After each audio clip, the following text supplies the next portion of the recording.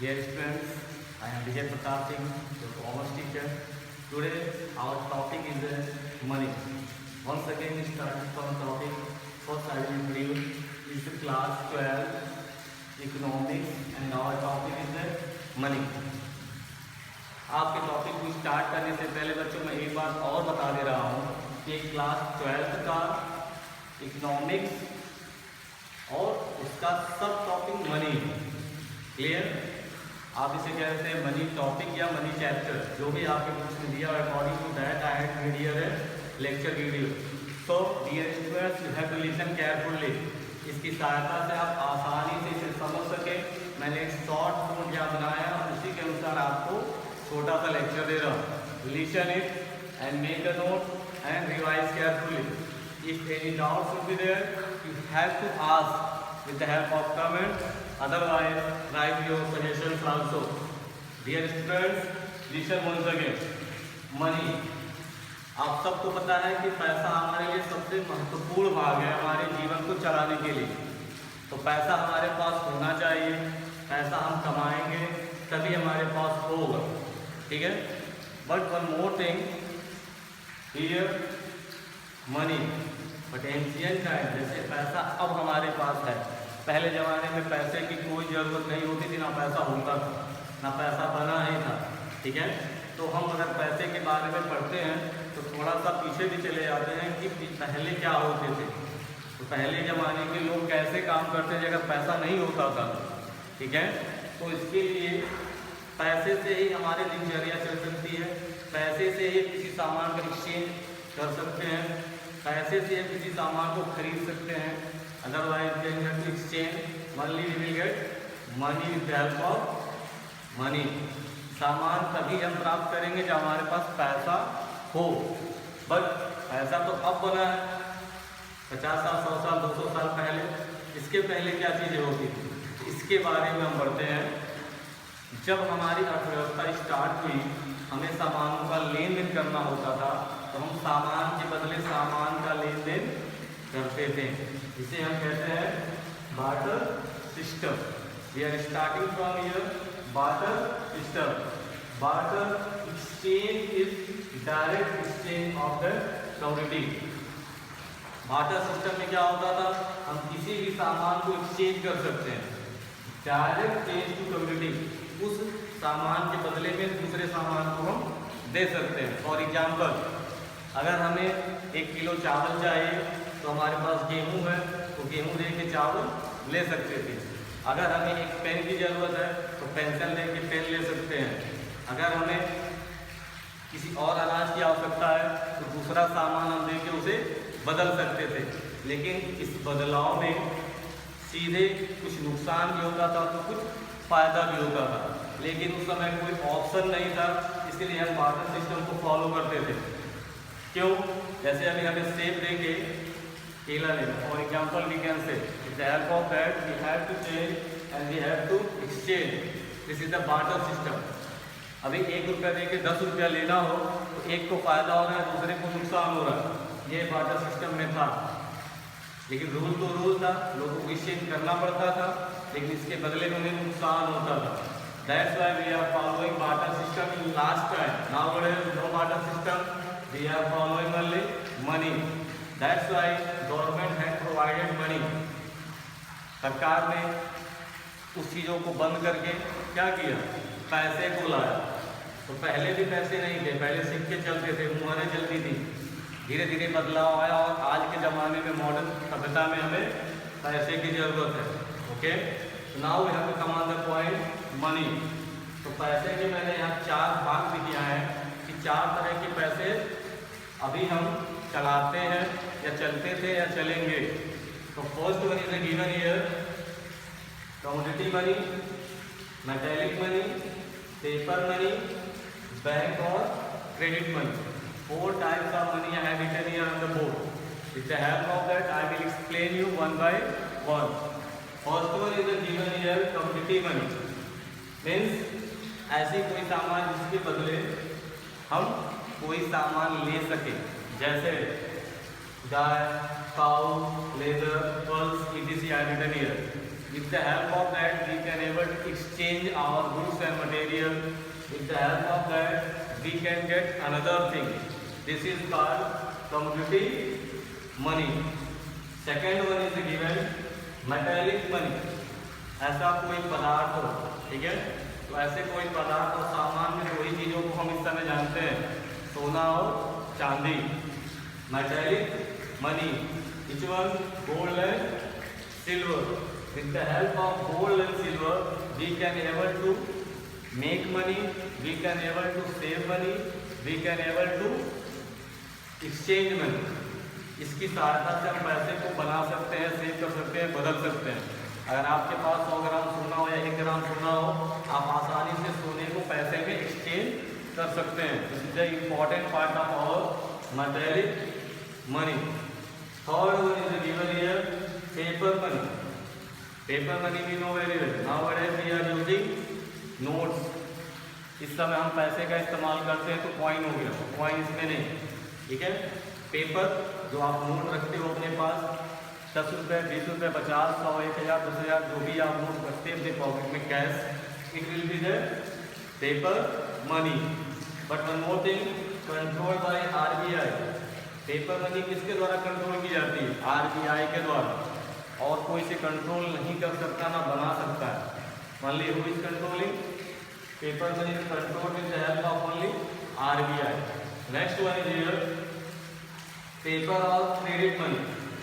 Bank और credit money. आप सबको पता है कि बैंक है, कॉमर्शियल बैंक, गवर्नमेंट बैंक, ऐसे बहुत से बैंक आपके लोकल एरियाओं में है. बैंक की सहायता से हम अपने पैसे को जमा करते हो, निकालते हो. तो बैंक इसीलिए बनाया गया है कि हमारे ट्रांजेक्शन हो सके, पैसे हम सेफ्टी से रख सकें, हमें रिस्क ना हो. जैसे अगर आप अपने घर पे लिक्विड रखते हो, लिक्विड मीन कैश अमाउंट, और चोरी हो, आग लगे, नुकसान हो जाए, विल मेक अ प्रॉब्लम. इन सब चीज़ों से बचने के लिए हम पैसों को कहाँ रखते हैं? बैंक में, for a safety. That's why we are reading fourth number topic as a bank. Bank और credit money. With the help of that here some examples are given here. Cheque और ड्राफ्ट. ड्राफ्ट आप सबको आसानी से पता होगा, आपने देखा होगा. As a cheque and draft is a very important part of our bank और credit money. Examples are given here cheque and draft. And next topic is given here plastic money. With the help of our plastic money we can able to identify how our money is going to change and exchange. So examples are given in front of that. Credit card and debit card. This is the plastic money exchange. With the help of that, we can able to go each and every places. Any place in India, we can able to withdraw our amount with the help of our credit card, otherwise debit card. It is a very important part of our economy. With the help of that, we can able to save our amount and we can able to pay our amount anywhere. It's a very safe and good transaction for our capacity. So once again I am repeating my topic, money. And money I have written here 4 examples and 4 topics according to our topic money. Once again you have to on the first one commodity money, second one metallic money, third one paper money, and fourth one bank or credit money. And after that credit money I have written here plastic money. Plastic money we can able to say that credit card or debit card. Plastic money में हम अपने debit card और credit card को ही कह सकते हैं, जिसकी सहायता से आप अपने पैसे को कहीं भी कभी भी निकाल सकते हैं और जमा कर सकते हैं. So dear students, this is our money topic. With the help of that, you have to make a note and revise it well. If any doubts will be there, you have to give in the comment and I will give you suggestion. And make a note, clear it now. In the next lecture, I will give next topic from the same chapter. So you have to make a note. अगले topic को अगले lecture में आपको बताया जाएगा. So you have to make a note and revise that. Thank you all.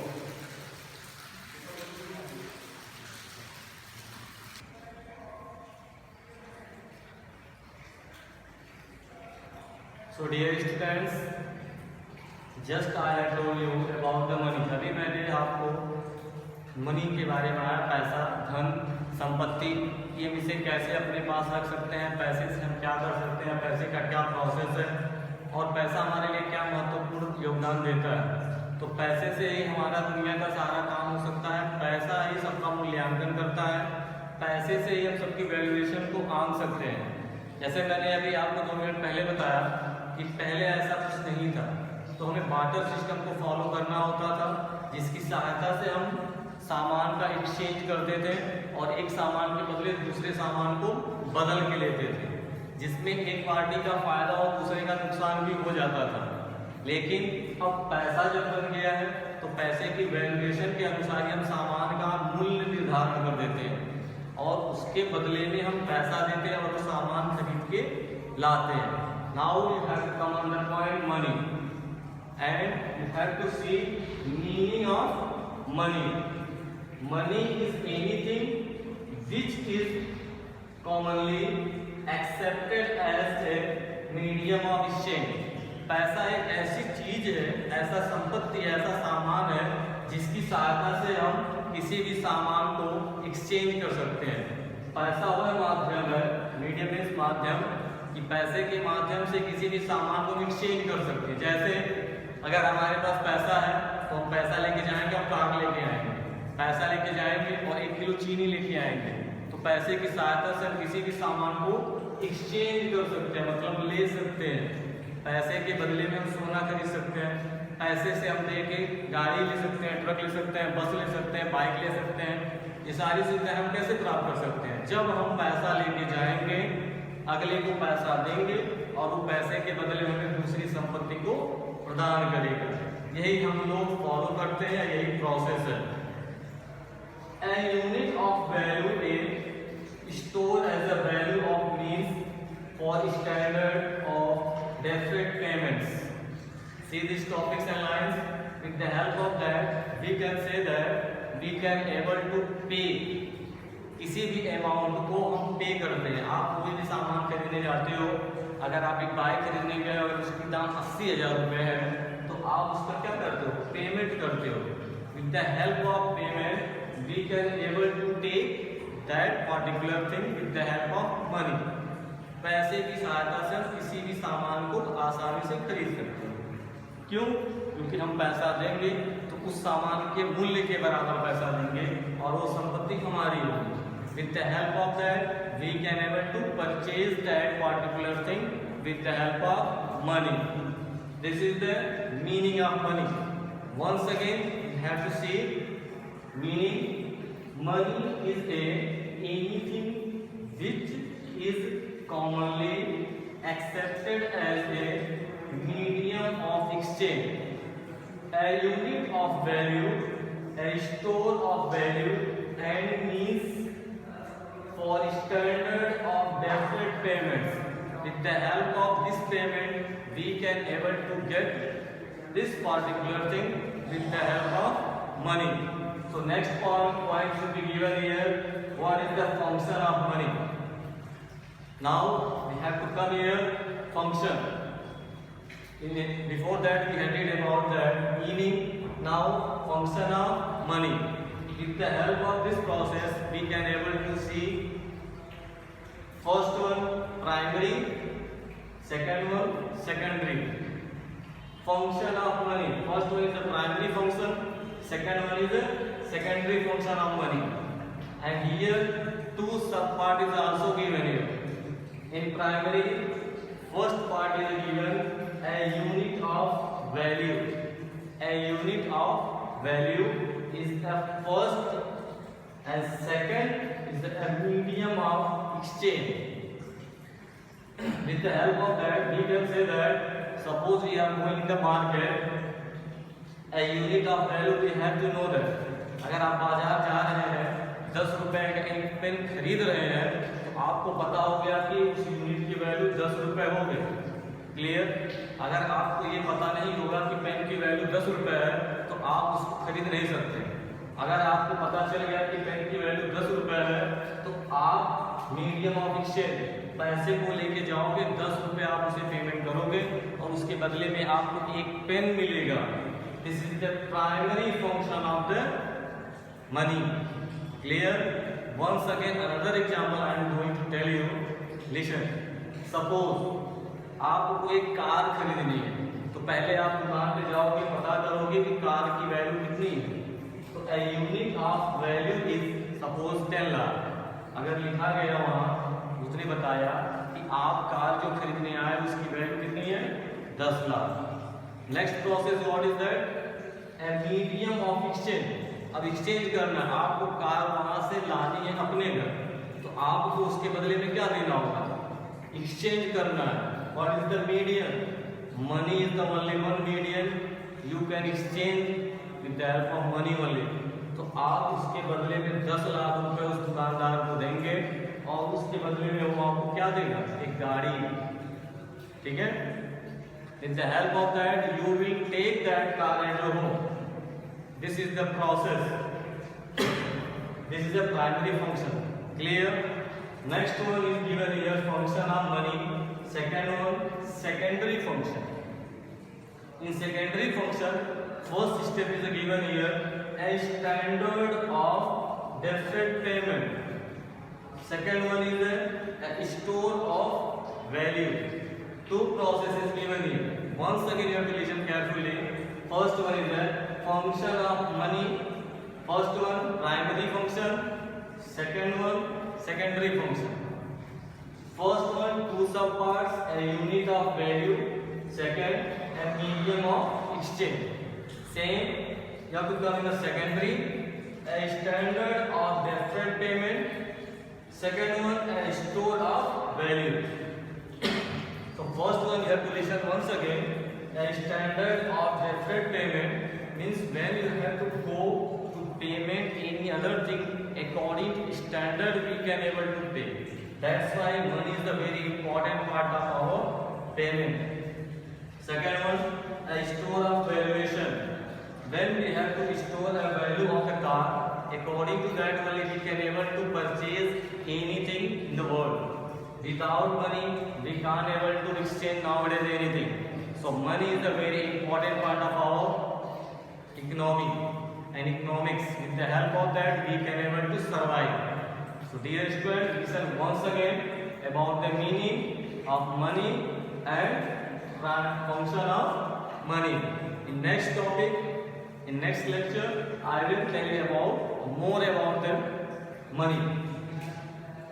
So you have to write it and make short note about it. Thank you all and wait for next lecture. Thank you.